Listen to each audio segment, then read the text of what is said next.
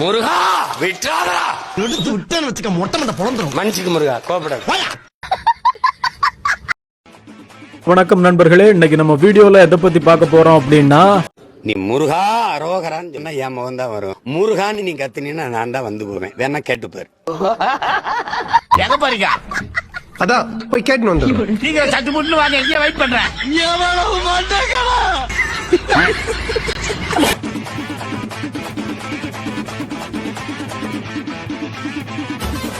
மொத்த போத கும்பலையும் கட்சிக்குள்ள வச்சுக்கிட்டு வெளியில கூவிட்டு இருக்காரு நம்ம எடப்பாடி பழனிசாமி ஐயா. அதிமுக பிரமுகர் ஒருவர் தயாரித்த படத்தில் நடித்ததால் போதை வஸ்தை பழகிய ஸ்ரீகாந்த் போலீசில் சிக்கி தவிக்கிறார். ஏண்டா அப்பா இப்படியே கூட்டிட்டு போய் கெடுத்த? ஐயா நான் ஒண்ணு கிடைக்கலையா, அது என்னன்னு கேட்டு கிட்ட தான் படக்குன்னு பிடிங்கி மடக்கு அவனை கூட்டிட்டு போய் நீ கல் வாங்கி கொடுத்துருக்க. உன்னை பத்தி எனக்கு தெரியாது. அதிமுக முன்னாள் நிர்வாகியை விசாரிக்க முடிவு செய்யப்பட்டுள்ளது. சார் கஞ்சா எங்க இருக்கு?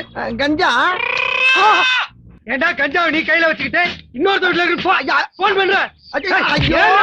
அவருக்கு 8 முறை போதைப் பொருள் வாங்கி கொடுத்ததாக கூறப்படும் அதிமுக ஐடி விங் நிர்வாகி. உனக்கும் கைப்புள்ளைக்கு என்னடா சம்பந்தம்? என்னங்க அப்படி கேக்குறீங்க? அவர் தானங்க எனக்கு ட்ரக்ஸை வாங்கி கொடுப்பாரு. நானும் அவர் ஒன்னா சேர்ந்தானங்க ட்ரக்ஸை யூஸ் பண்ணுவோம். சொல்லுங்க அப்ப. சொல்லவா? ஏற்கனவே நுங்கம்பாக்கம் பாரில் தகராறு செய்த வழக்கு, அதே போல வேலை வாங்கி தருவதாக கூறி பலரிடம் மோசடி செய்த வழக்குகள் என மொத்தம் 5 வழக்குகளில் செருப்படிதான். ஏன்பா உனக்கு இல்லடா எனக்கு. தற்போது கைது செய்யப்பட்டு அவர் மீது குண்டர் சட்டமும் போடப்பட்டுள்ளது. புழல் சிறையில் பிரசாத் இருக்கிறார். ஏண்டா தரித்திரம் முடிச்ச மூதேவி, உன் கதை என்னடா காரி துப்புற மாதிரி இருக்கு? அவருக்கு 8 முறை போதைப் பொருள் வாங்கி கொடுத்ததாக கூறப்படும் அதிமுக ஐடி விங் நிர்வாகி. அனைத்து இந்திய அண்ணா திராவிட முன்னேற்ற கழகம் அத்தனையும் ஃபோர்ஜரி. அரோகரா பாடாமல் பாடுகிறேன். நயினார் நாகேந்திரன் மேடையில பாடினாரு ஒரு பாட்டு. ஆனா மயிலுக்கு பதில மைக்கிற முன்னையா இருந்துச்சு. சுருதி தப்பி தாளம் தவறி கேட்கறவங்க காது கூசி சிரிப்பு அடக்க முடியல போங்க. முருகன் கூட மயில விட்டுட்டு எலை என் பாட்டை இப்படி காமெடி பண்ணி விட்டியேன்னு சிரிச்சிருப்பார் போல. இதோ உங்களுக்காக இந்த வீடியோ. மழை எது, நதி எது, கடல் எது, சகலதும் உனதொரு கருணை எழுவது. சின்ன தம்பி பாட ஆரம்பிச்சிட்டான். குழந்தைங்க பசி எல்லாம் இனி தீந்து போயிடும். மழை எது, நதி எது, கடல் எது, சகலதும் உனதொரு கருணை எழுவது.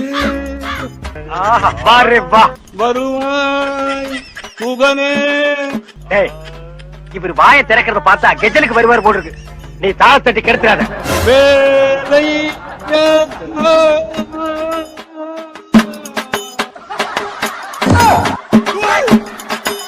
மழை எது, நதி எது, கடல் எது, சகலதும் உனதொரு கருணை எழுவது.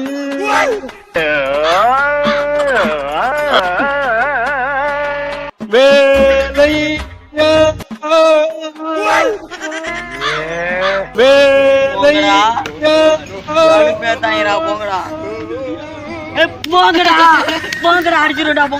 தொல்காப்பியத்துல 10 பாட்டு இருக்குதாம்பா.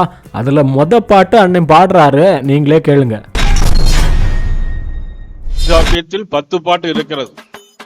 10 பாட்டில் முதல் பாடல் நக்கினாரால் நக்கினாரால் நக்கினாரால். நக்கினரே, எமது பாட்டில் எங்கு குற்றம் கண்டி? சொற்சுவையிலா அல்லது பொருட்சுவையிலா?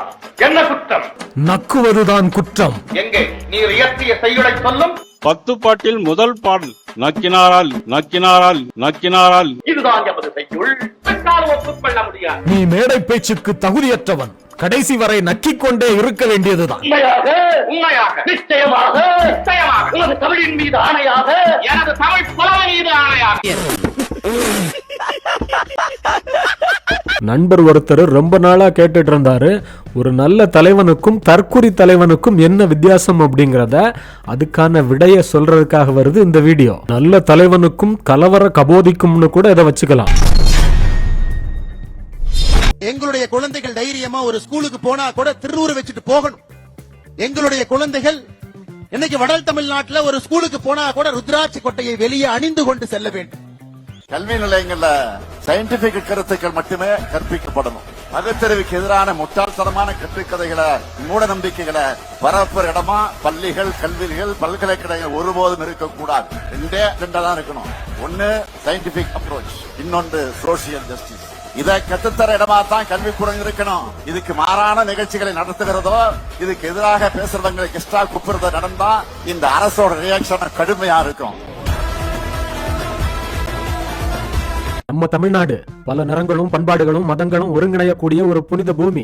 இங்க இந்து, இஸ்லாம், கிறிஸ்தவம் இப்படி எல்லா மதங்களை சேர்ந்த மக்களும் ஒரே குடும்பமா மனிதநேய பிணைப்போட ஒற்றுமையா வாழ்றாங்க. அன்பும் பரஸ்பர மரியாதையும் அவங்களோட வாழ்க்கையில அடித்தளமா விளங்குது.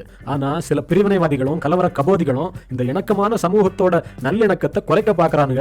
இருந்தாலும் தமிழ்நாட்டு மக்களோட ஆழமான ஒற்றுமையும் உறுதியான புரிந்துணர்வும் அவர்களோட பிரிவினை முயற்சிகளை ஒருபோதும் வெற்றி பெற விடாது. இதை நிரூபிக்கிற மாதிரி அமைஞ்சிருக்குது இந்த வீடியோ. மதுரையை பொறுத்தளவுக்கு பார்த்தீங்க அப்படின்னா இதை மாநாடுன்னு எடுத்துக்க வேணாம், ஒரு பொருட்காட்சி வேணா சொல்லலாம்.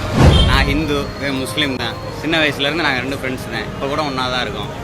அப்படிலாம் வந்து பிரிச்சிட முடியாது தமிழ்நாட்டை பொறுத்தளவுக்கு. என் ஃப்ரெண்டு இஸ்மாயில் தான் கல்யாணம், அதுக்கு தான் வந்திருக்கேன். நம்ம எல்லாருமே ஒன்றா தான் இருக்கோம். ஒரு சில பேர் பிரிக்க நினைக்கிறாங்க, அது என்னைக்குமே நடக்காது. கலவரத்தை உண்டாக பார்க்குறாங்க. இந்துக்களுக்கு என்ன பிரச்சனை, யாரால பிரச்சனைன்னு சொல்லுவாங்க, அதுதான் எங்களுக்கும் தெரியல. அதுதான் நாங்களும் தேடிட்டு இருக்கோம். இங்கே யாருக்கு என்ன பிரச்சனை எதுவுமே தெரியல. நம்மளை தாங்க சாமி காப்பாத்துன்னு சொல்லலாம். இப்போ கடவுளையே நம்ம காப்பாற்றுற அளவுக்கு நாடு வந்துருச்சா?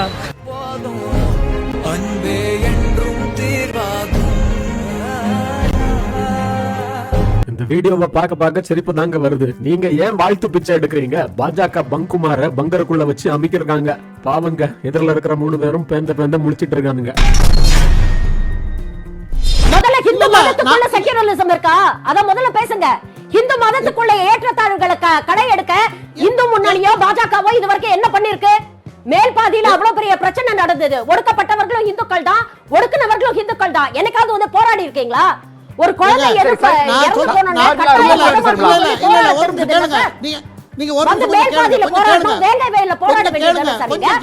கொஞ்சம் கேளுங்க. இந்து மதத்துக்கு பண்டிகைகள்னா முதலமைச்சரா இருக்கட்டும் மற்ற யாரும் அதுக்கு எதுவும் அந்த மக்கள் ஓட்டளித்திருக்கிறார்களே அவர்களுக்கு ஒரு சந்தோஷத்தை தொடர்ந்து வாழ்த்துக்கு பிச்சை எடுக்கிறீங்க.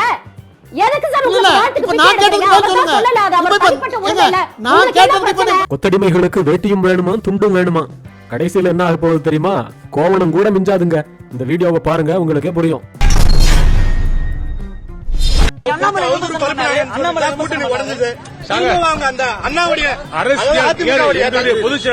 தெளிவா சொல்றாரு, கூட்டணி என்பது வேறு, கொள்கை என்பது வேறு. கொள்கை ரீதியான கொள்கை என்பது அதிமுகவுக்கு வந்து வேட்டி மாதிரி, கூட்டணி என்பது துண்டு மாதிரி அண்ணா சொன்னது போல. ஆகவே வந்து அதிமுக பிஜேபி கூட்டணி என்பது கொள்கை தேர்தலுக்காக திமுகவை ஆட்சியில் வருவதற்காக ஏற்படப்பட்ட கூட்டணி. துண்டுக்கு வாய்ப்பு கிடையாது. வேட்டி வேணும், துண்டு வேணும். ஆமா, வேட்டி வந்து மானத்தை காக்க, துண்டு என்பது மரியாதை காக்க. அது எங்கள் மரியாதை காக்க. நாங்கள் அதிமுக ஆட்சி அமைக்க வேண்டும், திமுக ஆட்சியை நடத்த வேண்டும். ஒற்றை பொருள், ஒற்றை குறிக்கோளுக்காக நாங்கள் யாரோடும் கூட்டு சேருவோம். திமுக எதிர்க்கின்ற எல்லா சக்திகளையும் ஒன்றிணைத்து எடப்பாடியார் முதலமைச்சர் ஆவார், அதிமுக ஆட்சி அமைக்கும். இதுதான் எங்களுடைய முடிவு. இதில் வந்து உள்ளுக்குள்ள குத்துற வேலை, குடையிற வேலை வேண்டாம். ஆடு மாடுகளின் மாநாடு, தலைமை தற்குறி சீமான் தலைமையில் ஒன்று கூடும் மாடுகள். ஆடு மாடு வச்சிருக்கிறவன் அவன் மாட்டுக்கு தண்ணி வச்சு தீவனம் புண்ணாக்கு எல்லாம் வாங்கி போட போறான். அதுக்கெல்லாம் ஒரு உரிமை போராட்டமா? வட இந்தியால இருக்கிற பசுமாட்டு அரசியல இங்க இந்த தற்குறி சீமான் கையில் எடுத்திருக்கான். நண்பர்களே, எங்களின் உயிரோடும் உணர்வோடும் கலந்து வாழ்கின்ற அன்பு உறவுகள் அனைவருக்கும் வணக்கம். வருகிற ஜூலை 10ஆம் தேதி மதுரையில் விராதனூர் கிராமத்தில் ஆடு மாடுகளின் மாநாடு, மேய்ச்சல் நிலம் எங்கள் உரிமை என்ற முழக்கத்தை முன்வைத்து மாநாடு நடக்கிறது. பேசும் திறனற்ற உயிர்களுக்காக பேசுவோம், அவர்கள் உரிமைக்காக பேசுவோம். ஆடும் மாடும் நம் செல்வங்கள், கேடில் விழிச்செல்வம் கல்வி ஒருவருக்கு மாடல்ல மற்ற எவை என்று நமது வள்ளுவ பெருமகனார் தந்தருளிய மறைமொழியில் கல்விதான் மானுடனுக்கு செல்வம், ஆனால் மாடும் நம் செல்வங்கள் என்பதை வலியுறுத்தி பாடுகிறார். கல்வி ஒண்ணுதான் அழிவற்ற செல்வம், அதற்கொப்பான சிறந்த செல்வம் வேறு எதுவுமே கிடையாது அப்படிங்கிறதுதான் இந்த திருக்குறளோட பொருளுங்க. ஆனா இந்த தற்குறி சீமான் தற்குறித்தனமா வாய்க்கு வந்தபடி வளரிட்டு இருக்கான். அந்த நம் செல்வங்களை பாதுகாக்க நாம் எல்லோரும் மதுரையில் கூடுவோம், நாம் எல்லோரும் மதுரையில் கூடுவோம். சீமான் பேசுறத பார்த்தா சங்கிங்க மதுரையில ஏதோ ஒரு விஷயத்த பண்ண போறானுங்க. அதனாலதான் அவனுக்கு தொடர்ந்து மதுரையை ஒரு ஸ்பாட்டா செலக்ட் பண்ணி வரிசையா ஒவ்வொரு பிரச்சனையா உண்டாக்கிட்டு இருக்கானுங்க. நாம் எல்லோரும் மதுரையில் கூடுவோம், நாம் எல்லோரும் மதுரையில் கூடுவோம். பேசும் திறனற்ற உயிர்களுக்காக பேசுவோம். ஆடும் மாடும் அற்ப உயிர்கள் அல்ல, நம் அருமை செல்வங்கள். அவர்களுக்காக, அவர்கள் உரிமைக்காக நாம் உறக்க முழங்குவோம். மதுரக்காரன் தாயா நெத்தி போட்டுல அடிச்ச மாதிரி பேசியிருக்காரு அவரு. இதுதான் உண்மையான மதுரக்காரங்களோட மனநிலை இப்போதைக்குன்னு நான் நினைக்கிறேன். தோழர்களுக்கு வணக்கம். இப்ப இந்த சங்கி கூட்டம் மதுரையில இறங்கி இருக்கு. போன தடவை மதுரையில இந்த திருப்பரங்குன்றத்துல கலவரம் உண்டாக்கலான்னு பாத்துக்கிட்டு இருந்தாங்க. எல்லாரும் கவனமா யோசிச்சுக்குங்க. மதுரையில திருப்பரங்குன்றத்துல நாங்க ஆர்ப்பாட்டம் பண்ண போறேன்னு சொன்னப்ப மதுரையில இருக்க மக்கள் ஒரு மக்கள் போல கிட்டத்தட்ட 2000-3000 மக்கள் 144 தடையும் போட்டு வந்திருக்காங்க. இவங்க திட்டமிட்டு பண்றாங்க. ஏன்னா மதுரை மக்கள் இப்படி இன்னும் பத்திக்கிறோம், இப்ப இன்னும் சண்டை போட்டுருவாங்க, மல்லு கட்டிடுவாங்கன்னு நினைச்சிட்டு இருக்காங்க. நீங்க எல்லாம் முட்டா பையன் நினைச்சிட்டு இருக்கீங்க. தெளிவா ஒண்ணு புரிஞ்சுக்குங்க, எங்க பிள்ளைய படிச்சிருச்சுங்க, எது இன்னும் பகுத்தறிவு தெரியும். அல்லாஹ் கும்பாரன், அல்லாஹ் கும்பிட்டும், முருகனை கும்புறேன், முருகனை கும்பிட்டும், கருப்பனை கும்புறேன், கருப்பனை கும்பிட்டும்னு நாங்க எல்லாம் ஒற்றுமையா இருக்கோம். மாமன் மச்சான் எல்லாருமே எல்லா ஜாதி எல்லா மதமே ஒன்னா இருக்குன்னு நினைச்சிட்டு இருக்கோம். இவங்க அங்க இருக்க ராமர் கோயில் பஞ்சாயத்து முடிஞ்சு அடுத்து இங்க ஏதாச்சும் பண்ணுவோம், முருகனை பத்த வைப்போம், வேற ஏதாச்சும் பத்த வைப்போம்னு நினைச்சிட்டு இருக்காங்க. இவங்க கிட்ட யாரும் விட்டில் பூச்சி மாதிரி மாட்டிக்கிறாதீங்க. ஆஹா ஓஹோ நாங்க இந்துக்கள் அது இதுன்னு வாங்க. இவங்க இந்துக்கள்னா நம்ம எல்லாம் யாரு, இல்ல நம்ம இந்துக்கள்னா அவங்க எல்லாம் யாரு? நான் பாத்துக்கிட்டு இருப்பேன், வெளியே அமரம் பாத்துக்குவான். அதிமுகவில் இருந்து நீக்கப்பட்ட பிரசாத் என்பவரிடம் இருந்து போதைப் பொருள் பெற்று பயன்படுத்தியதாக ஸ்ரீகாந்த் கைது செய்யப்பட்டிருப்பதாக தகவல் வெளியாகி இருக்கிறது. நீ என்ன பண்ணாலும் அவனை மன்னிச்சுப்பான். ஆனா என்ன நடக்குது? என்னென்ன சொல்றோம் பாருங்க. கம்பி கட்டுற கதையெல்லாம் எடுத்து போடுறாங்க. குட்டியடா ஒரு பீலா, அதை மட்டும் என்னால மன்னிக்கவே முடியாதா.